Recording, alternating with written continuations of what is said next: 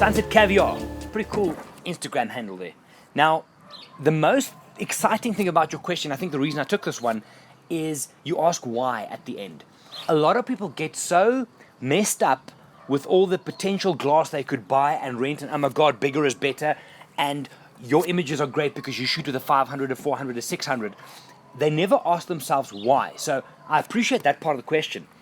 Normally, if I pack my bag, the first thing that goes in is a 70 to 200 because it's something I can shoot pretty much anywhere. I can shoot portraits up close in Southern Africa reserves where you get quite close. In places like the Mara, you can do from animals in environment all the way to portraits, all the way even to landscapes, depending on, because the distances you're shooting is so much further.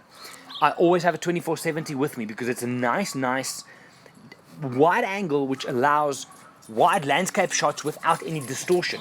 14-24 is always in the bag. Why? Because I've got a thing for stars. I don't do it enough, but I love photographing stars and the low light stuff. Also, if it happens that I get quite close to an animal, elephants for example, I can create very interesting wide angle shots with that. What else? I'm lucky that I have access to a lot of the gear through Wildeye, through our rental company and all those. But the important thing is, don't think, and a lot of wildlife photographers do this, they think the bigger lens they're using, the better wildlife photographer they are. It's rubbish. A problem with wildlife photographers is this: they all buy a 70 to 300mm to start with. Then they think, oh my goodness, this is great. They get a 400, 500, 600, they're in on the big gun.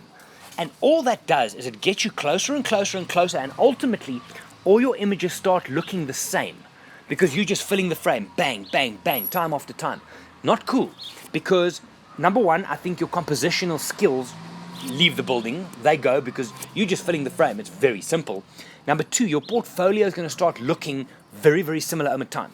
Portrait of elephant, portrait of lion, portrait of leopard, portrait of lion, portrait of impala. It all is going to look the same.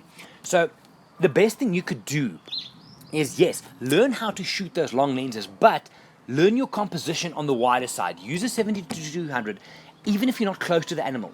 Learn where to place them in the frame. Learn the narrative of composition on a wider scale and then apply it when you go back to those big lenses. So look at, for example, think of something, Svalbard next year. When I go to photograph polar bears next year, I'm probably going to look for a 300 to 400mm range, because the last couple of years I've had big lenses, I've got those type of shots. So by forcing myself to use a wider focal length, I'm going to have to think more creatively and think compositionally, which will make me more creative, I suppose, in that I'm going to have to shoot with what I have. These people who go to the bush with 4 cameras and 4 different lenses. The one has a 24-70, the other one has a 70 to 200, the one has a 200 to 400, and the one has a 600. Then they arrive at a sighting and they just kind of rattle through them without any given plan. I think knowing the type of images you want to create will ultimately help you to choose the lenses you need to shoot with. And I should have just said that in the beginning. Much easier. The type of images you want to create will determine the lenses you have to shoot with, or that you should try and shoot with. Works very, very well for me. And I know a lot of clients we've pushed in that direction on photo safaris and private guided trips. It's worked for them as well.